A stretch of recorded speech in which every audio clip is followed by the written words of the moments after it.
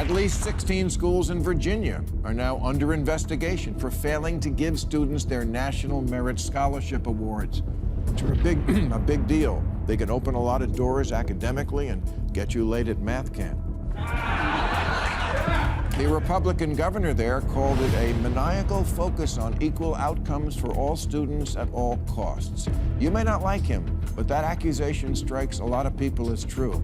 And this is a bad issue for Democrats, because most Americans seem to agree if they're on an airplane, they want a cockpit that looks like America. But they'd also like someone up there who knows how to fly the plane. You know, every once in a while, Bill Maher drops a... They say in America you can be anything you want. Unless, of course, you listen to Twitter, where apparently every success story is just privilege wearing a suit. Bill Maher wasn't having any of it. The man looked straight into the camera and said, "Meritocracy still exists." And the silence that followed, you could practically hear the sound of 100 think pieces being typed at once. Or it didn't matter that much who your parents were. Or it just got my foot in the door. This is show business. Getting your foot in the door is 80% of it. Yes. Yes, there are difficult roles that require acting only the great ones can do, but most acting, please, Vin Diesel can do it.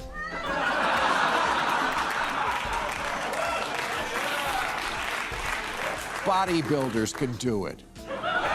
Children can do it. Steven Seagal can do it. I did it. Maher's point was simple. Somewhere along the line, the idea of earning something became offensive. The new trend is to treat life like a rigged casino. Everyone who wins must have cheated. He mocked the modern narrative that says, if you work hard and succeed, you didn't really do it yourself. You were just lucky, or born in the right zip code. And Bill being Bill, he didn't tiptoe around it. He took out a verbal baseball bat and started swinging. He pointed out that America is still filled with people who hustle, fail, get up again, and eventually win. Not because the system handed it to them, but because they refused to quit. To all the people who've been telling me, Bill, you have to do something on Nepo babies. Shut up, I don't have to. But okay, here it is. And if you haven't heard the term yet, here's a brief montage of all the Nepo babies in the acting profession, beginning with Douglas Fairbanks Jr. That's right, their moms and dads were all stars too. It doesn't make them bad people or untalented. In fact, some Nepo babies did very well in their first big roles. But let's also admit that they weren't the only ones who could have done it. But when it's between a few good people and one of them is going to get you this kind of publicity, who do you think is going to get the part? So enjoy the good life, Nepos. Just don't say you didn't have a huge advantage.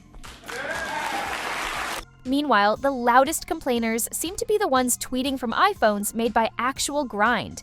He reminded the audience that blaming the system for every setback has become the national pastime. Somewhere between self-improvement and self-pity, people picked the latter because it came with more likes. Maher's rant wasn't anti-empathy, it was anti-excuse. The crowd laughed, but there was an edge. You could tell he was poking at something real, because deep down, everyone knows somebody who treats effort like a myth. Someone who talks about manifesting success while doing absolutely nothing. Maher tossed them into the ring next. He roasted the culture of people who confuse visibility with value. Now we just want people to know we exist. And that line hit like a slap.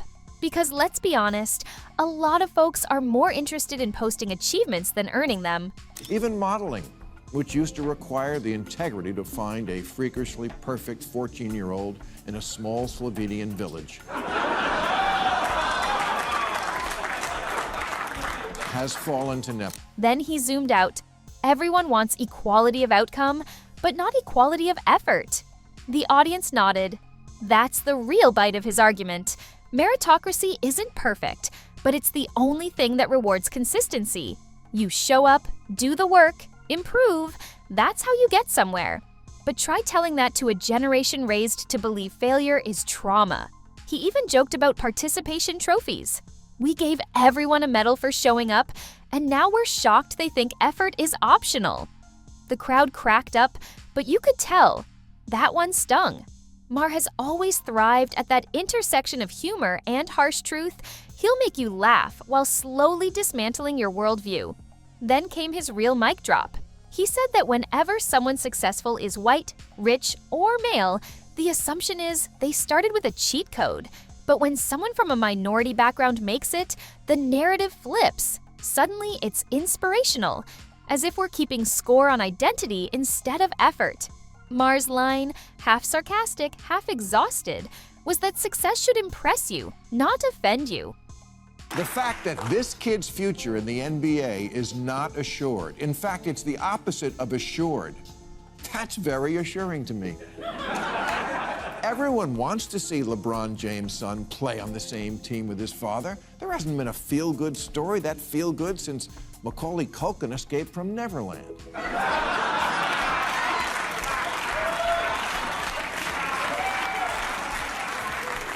But just because we want to see it is not going to make it happen. Only Bronny James himself can do that.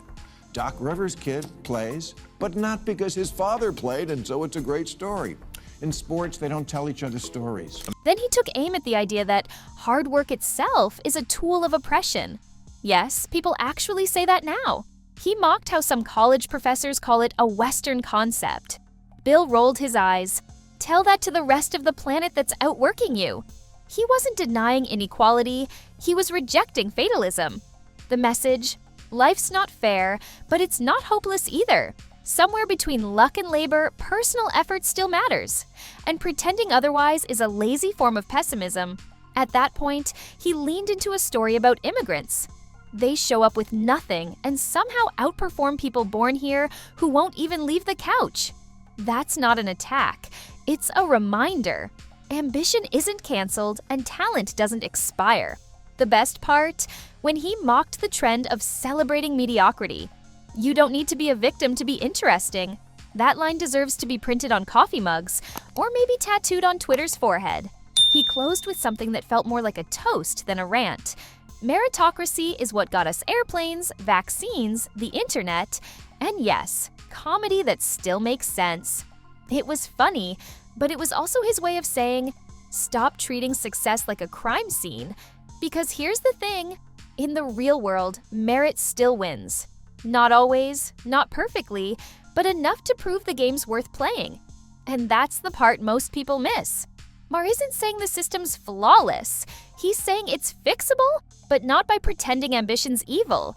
You don't level the playing field by flattening everyone's drive. You do it by lifting standards, not lowering them. He laughed as he wrapped up, but there was real frustration behind it.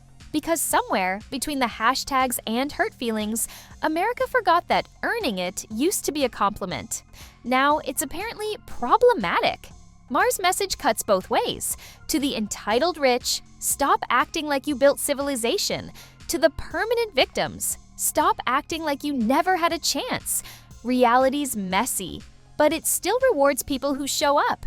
In classic Maher fashion, he left the audience laughing and squirming at the same time. A perfect mix of truth and discomfort. You don't have to agree with him to feel it hit home. The real takeaway? You can't tweet your way to success, you can't cancel gravity, and you can't retouch reality. You can only outwork it. That's Bill Maher at his best, equal opportunity roaster of excuses. A man who somehow turns accountability into comedy and still leaves everyone laughing, even the ones he just roasted.